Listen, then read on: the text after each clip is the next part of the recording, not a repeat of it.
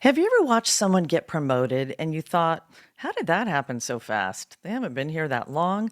They haven't done more work than anyone else. And yet, somehow, in every room they walk into, people seem to treat them like they're already a level above where they are.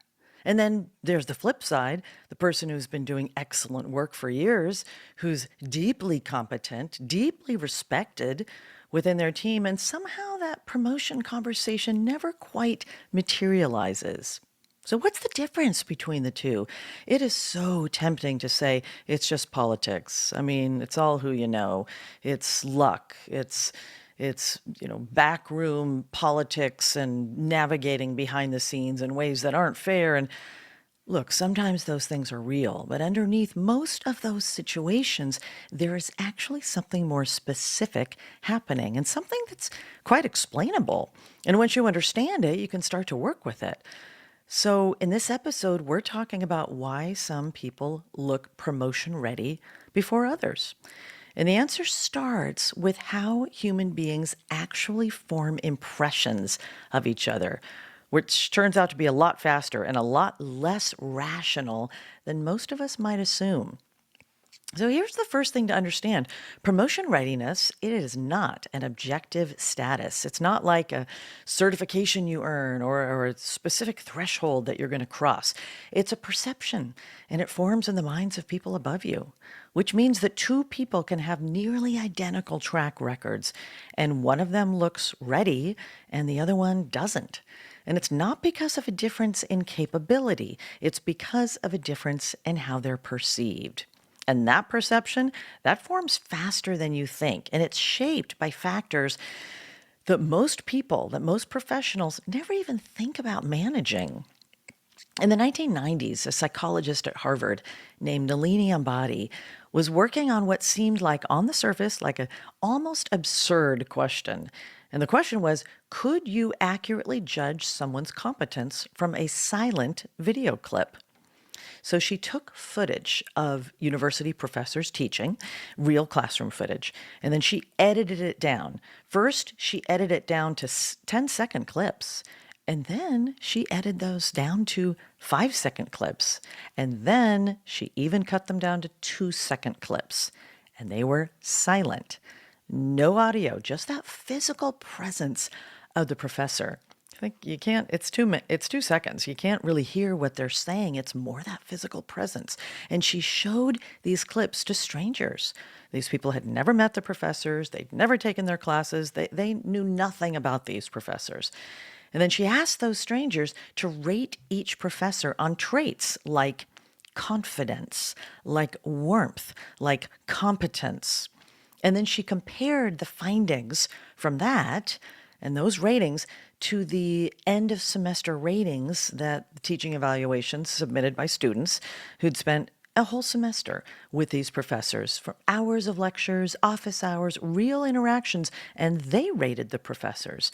And the correlation was pretty staggering. The strangers watching the 2-second silent clips rated the professors nearly identically to the students who knew them well. 2 seconds, silent. That's it. And yet people's judgments were essentially the same. Ambati called this thin slicing, the brain's ability to make surprisingly accurate and surprisingly durable judgments from tiny slivers of behavior. And research since then showed that it doesn't just apply to teaching, it applies to many areas. It applies to leadership, to trustworthiness, to perceived competence. So what this means for your career, it's a little humbling and it's very clarifying. The impression you make in the first, 2 seconds, but really let's just say, let's be more generous and say the impression you make in the first 2 minutes of a meeting, in the first sentence of your update, in the way you walk into that room. Well, that impression is not a rough draft. For a lot of people watching you, it is the story. It's the story of you. And it forms whether you're intending it to or not. Now you might think, well, this sounds really superficial, and it's not about superficial. It's not about people being superficial at all. This is about the brain. The brain does thin slicing, and it does it because it works. You can see those studies that demonstrate that these quick reads that you get on someone, they often capture something very real about a person's state of mind, about how prepared are they, about their relationship to their own authority. So the question is, you got to ask yourself, what state of mind am I broadcasting? And am I broadcasting the state of mind that I want to, that I'm intending to broadcast? I've seen this play out directly. Two senior managers in an organization that I was consulting in, two senior managers, both being considered for director roles. Again, same company, similar tenure, similar results. But in leadership meetings, one of these people would arrive with a clear point of view. They'd speak clearly. They'd frame their contributions in terms of what the team needed to decide. And they did it without delay. They started their meetings this way. And the other person, they were, of course, equally capable, but they would wait. And they would wait until, let's say it wasn't the meeting they were leading, and they would wait until they felt like they had something really worthwhile to say. Of course, by the time they spoke, the conversation had moved on. I have heard people say, in coaching people in organizations for so many years, I've heard this way more than this time with this individual who was waiting for something valuable to say. And I have heard people criticizing behind their back. I've heard people criticizing, well, yeah, that guy in the meeting who just spoke up, he's just mouthing off. And and with a point of defensive pride, I hear them say, and I don't speak up until I have something worthwhile to say. I mean, this is very common, and we take it as this point of pride. And it's time to move on from that. It's time to let that go as a point of pride, because the fact is that you need to speak up. So you need to prepare more. You need to do something so that your voice is heard. Within 6 months in that situation, these two leaders, the leadership team had formed a clear impression. One was ready and the other one was not quite ready. Neither impression was the result of a formal evaluation. Both of those impressions were formed in dozens of 2-minute windows, of sometimes 2-second windows in conference rooms. These are thin slices, and they stack up over time. So we're talking about readiness. And if readiness, your readiness for that next level, if readiness is a perception, and if that perception forms fast in a thin slice and then a series of thin slices, then what can you do? What are those things that shape it? Well, over the years, I've done research, my own research in organizations that I've worked with, top organizations all over the world, and also the research that's beyond me, what my leadership work shows, and then what I have read. And I want to talk about 4 areas, 4 specific actions that you can take that are going to position you in the way that you want to be positioned, that are going to make you look promotion ready before necessarily other people. And the first one is this. It's the single most consistent thing that I observe in people who look promotion ready. And they have in practice begun operating from the next level.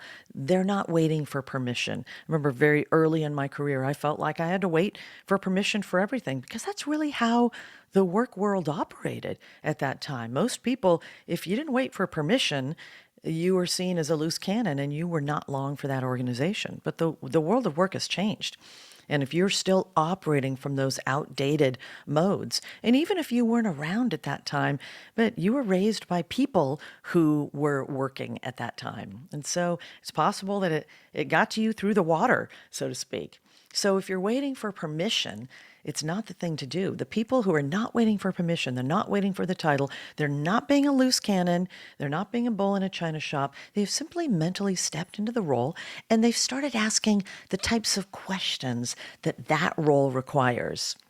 There's a concept in organizational psychology. It's called role anticipation, and it means the degree to which someone has already internalized the expectations of a future role, and they've started to act accordingly. Research on leadership transitions from the Center for Creative Leadership consistently shows that professionals promoted fastest are the people who close the gap between the current title and their next title before it's official. So A manager level professional who's operating from the manager level says, how do I complete this? That's their question. That's the question they ask. How do I do this? How do I complete this? Whereas if you're at the same level, let's say you're a manager, and yet if you're operating a level up, you're operating at a director level, you're not going to ask, how do I complete this? You're going to ask, how does this affect what we're trying to accomplish this quarter? And who else needs to know? It's a very different set of questions that you're asking. Same situation, very different frame of reference. So the practical question isn't, what does my job description say? The question you want to be asking is that next level up question. And you can literally ask yourself, what would the person one level above me be thinking right now? And can I start thinking that way today? And I would ask, why not? This second area, it's one that people do not talk about explicitly. I really, in all the organizations I consult, this is not an explicit thing. And yet it shows up constantly when I see how promotion decisions are made. It shows up. It shows up. And it's when leaders evaluate someone for a more senior role, unconsciously they're asking, will this person make my life easier or harder? Will this person make my life easier or harder? And that's not written down in some how to get to the next level brochure, but you got to think about this. This is human beings who are considering or not considering bringing you up to the next level. And they are very busy. They've got things coming at them right and left. The person who makes their life easier becomes their hero. So what are you doing in that line? And I don't mean that this is something cynical, that they are self-centered and cynically saying, I just want someone who makes my life easier. We're just talking very human. They're dealing with all that ambiguity, more pressure, more stakeholder complexity. They're dealing with a lot more weight. And so they would love to promote someone who can absorb some of that weight rather than add to the weight, rather than amplify the weight. And this connects to research, work by organizational psychologist Tasha Eurich. The research on self-awareness found that leaders with high external self-awareness, meaning they accurately understand how they come across to others, these people are dramatically higher on leadership readiness. They're rated higher on leadership readiness than other peers who lack it, other intelligent peers who lack it. And what's the behavior? What's the thing that distinguishes them? It's that they regulate their output. They regulate themselves. There's emotional regulation. They regulate the environment around them to a place of calm. They don't add the noise. They make things easier by how they enter and how they interact in a situation. Like, think about the people you've worked with, people who, when a crisis comes along, they make the room feel more manageable.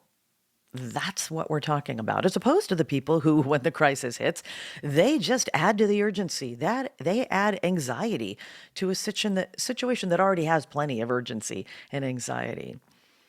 And then you ask, okay, so which one feels more ready for senior responsibility?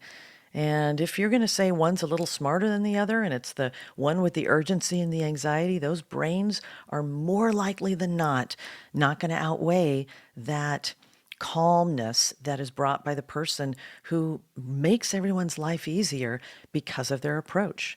My past client, Diane, she was very brilliant. She was very driven. And she had a habit, though, under pressure, of sending rapid fire follow-up messages and escalating things to leadership before her team even had a chance to work on something and resolve an issue. She would also visibly, you could see that she was stressed. You could see it on her face. You could see it in her body language. You could hear it in her voice during tough conversations, which only made other people feel more tense. And I'm not saying she was unprofessional. There was never anything that would have been deemed, oh, you've crossed a line of the unprofessional. We're walking you out the door right now. It's not what I'm talking about. It's just she had this level. She demonstrated this urgent anxiety. And of course, the message that she was sending to leadership was she needs more support than she gives. This person needs more support than she gives. Which makes leadership's job harder. So that's what we worked on together. And the shift that really made a difference for her, she really worked on, was before I escalate something, before I react to something, she would ask herself, okay, what would someone who's settled do here? And I don't mean be passive or disengaged. I just mean settled. There's this sense of strength with them. And she stopped and she asked herself that whenever she was triggered to go into that rapid fire mode and that anxious mode. And it did not take long. You behave differently, different input, and you get different output, meaning people respond to you differently. They start seeing you differently. And that's what happened with her manager within a few months. Not even just her manager only, it was her skip level manager used a word in her performance conversation that she'd never heard before in relation to herself. He said that she seemed steady. And when she told me this, she almost laughed. But that word steady was such a win because that's a signal that showed that her perceived readiness, they didn't think she was ready before. Her readiness had changed. Her perceived readiness had changed. The third area is one of the starkest differences between professionals at different levels is their relationship to ambiguity. The way you handle what's unclear, the way you handle what's unresolved says so much about if you're perceived to be ready for more. More junior professionals generally want clarity before they take action, and they insist on that clarity. I got to have that clarity. They feel unsafe without that clarity, and they won't make a move without it. Whereas at senior levels, you have to move without clarity. You know that there's going to be those things that are unknowns, and yet the work has to go on. So you at a senior level would be expected to generate clarity, not be given clarity, but generate clarity for other people. And I'm not saying that this is a personality trait. If you think, well, that's not me, I got to have that clarity. Yeah, I'm not able to generate clarity. No, it's not a personality trait. It's actually a skill. And leaders watch for early signs of it long before someone's promoted. So if you are the one who is always saying to your boss, hey, I need more clarity here, certainly ask for as much clarity as you can get. And then show them that you are willing to be tolerant of and maybe even comfortable with, or less uncomfortable than you used to be with ambiguity. And you're willing to move forward. You're willing to take action. Research shows that one of the clearest behavioral differentiators between managers who advanced and managers who plateaued was researchers called tolerance for incompleteness. That's the label they gave it, tolerance for incompleteness. It's the ability to move forward, to make a recommendation, to bring others along without having all the information. And the managers who got stuck and plateaued and didn't move any further, they tended to wait. And the ones who advanced tended to not wait. They tended to frame what they could and then start to move forward. And of course, adjust course as needed. When something is unclear, there's two ways to show up in a meeting. You can either say, well, we're still figuring out the direction on this, so I don't have a lot to add yet. You could always give that. Or you could step forward and you could say, now, we're in ambiguous territory on this, so I've been thinking about what the key decision points are. Here's how I would frame the decision at this point. Meaning you're willing to stick your neck out a little bit. I'm not saying you're going crazy and becoming overly risky. In the Marines, they have this idea of when you have 80% of the information, you move forward. You cannot wait till you have 100% of the information, because at that point, the battle is already over and your side has lost. So when you have enough information that you can begin to move forward and yet stay agile in case you get more information that's going to shift you at some point, then you do it. When you say, "Yeah, we're still figuring it out, so I don't have anything to add," whereas you say, "Yes, it's ambiguous territory, so I've been thinking about the key decision points. At this point, here's how I would frame it." Both of these people are working from incomplete information, but the first one is demonstrating I'm not willing to move forward. I'm not willing to stick my neck out. And the second one says, "Okay, I'm going to demonstrate a senior skill here," and that is the ability to make the effort as much as you can to start creating structure out of a fog. And that skill, goodness, that is rare. Leaders notice it immediately. So that is something to take a good, close look at. In addition to the fourth area, this fourth area, maybe it's the most counterintuitive. And it's not about what you do, it's about whether you know what people think about you and whether you actively tend to it. Most professionals have a vague sense of their reputation. But rising leaders, they do not leave it vague. They treat their reputation as something concrete and knowable and manageable. And I don't mean we're talking about spin, we're not talking about self promotion. What I'm talking about is regular, honest calibration with the people around you.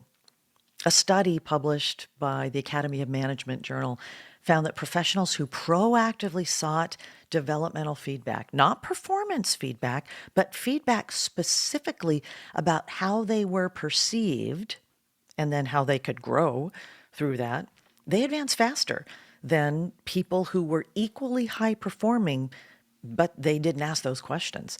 So the mechanism wasn't that the feedback made them dramatically better at their jobs. It wasn't, I'm gonna ask for feedback and oh, I get the feedback and now I'm so much better at my job and now people view me better. That wasn't it at all.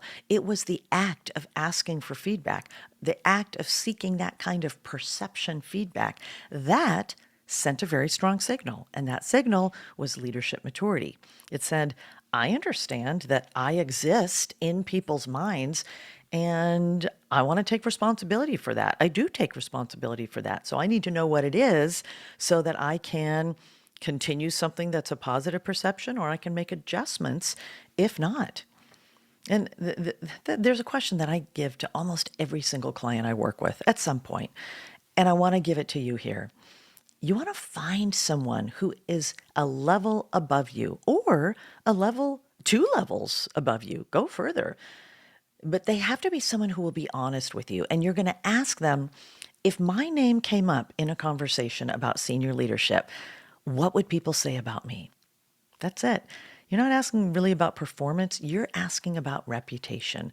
Because the story that precedes you into rooms that you're not in is the story that is going to determine your career trajectory. What's the story that is being told? You got to find it out. Most people never get even close to asking that questions. Asking that question, but the people who do, the people who actually listen to the answer, these are the ones who get to start closing the gap between who they are and who the organization perceives them to be. So they get to put their best foot forward in a way that people can see because they have found out. I had a client, Marcus. Marcus was a director. He was in a financial services firm.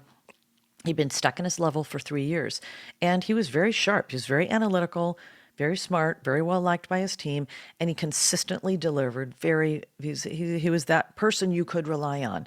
But every time that VP conversation came up, he heard, "Not yet, not quite yet." That's what he got back when he would bring up this VP opportunity. I'd like to move to that next level.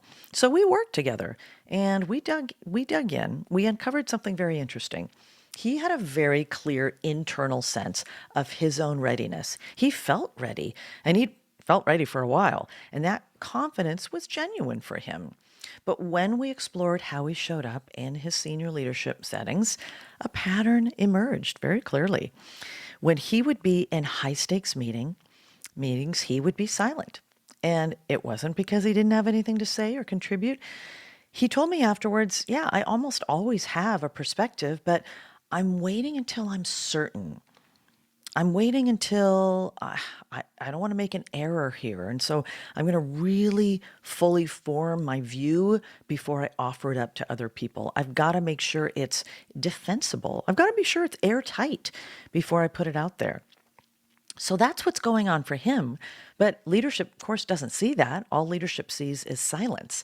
And they don't see the fact that he's thinking and he's putting in all this work because it's hidden. So we worked. It's good to think it through, but you also got to demonstrate. You also have to put it out there. And so we worked on a very specific shift, and he began sharing his thinking out loud in real time. And he shared it as a process, not just a conclusion. So instead of waiting to be certain, he would say, I'm still forming a view on this. So he would set it up that way. I'm still forming a view on this, but here's what I'm weighing. And that's it. He didn't have to make any big promises. He didn't have to state as fact something that he didn't know was fact. It's just he got in earlier, and this was very uncomfortable for him at first, of course, because he was someone who said, I got to have it tied up and squeaky clean before I put it out there. But the fact that he started speaking up and he pushed himself out of his comfort zone, it absolutely changed how leaders experienced him. And promotion was not far behind. It was in the next few months that two senior leaders independently told his manager that, wow, he's really stepped up lately. Yeah, of course, he hadn't. He hadn't worked harder. He hadn't changed his approach, hadn't changed his value. He just stopped hiding his mind from the people who needed to see it. And ultimately, it had a positive impact on his growth trajectory. So for you, here's the core that I want you to take away. Your promotion readiness is not some formal threshold that you cross. It's a perception, and it forms quickly, it forms in fragments, and it forms across dozens of ordinary moments in the minds of the people above you. The professionals who look ready before other people are not necessarily doing more. They're just doing something different. They're operating from that level above. They're making their environment calmer rather than louder. And they're leaning into ambiguity instead of waiting for absolute certainty and clarity. They're leaning into that ambiguity and taking genuine ownership of how they are known, of their reputation. The title follows the perception. It always does. So your work is to change the perception first. So here's what you could do this week. It's one question, and it's the one that I gave you a few minutes ago, but I want you to make it, if you choose to, your actual assignment. Find one person in your organization who's at least one level above you, someone who knows your work, someone you trust to be honest, and ask them this. If my name came up in a room of senior leaders, what would people say about me? And then, this is probably the hardest part, just listen. Don't defend, don't explain, just take in the information. This is a gift. Hearing you, the perception of you from someone else's mind, is such a gift. So just receive it. Just receive the gift. Because you can't manage a reputation you can't see. And even if you don't like what you hear, you now have the gift of having information that you can do something about. You can't close a gap that you don't even know exists. So when you find that there's a gap, that is great news. Now you get to do something about it. But it starts with that conversation, as uncomfortable as it might feel to initiate, which is why most people never do it. Well, first of all, they don't think of doing it. But secondly, if they hear about this as an idea, most people will reject it. And I challenge you, don't be that person. So it might feel uncomfortable, sure, but it could be the most useful 10, 20, 30 minutes that you spend on your career this year.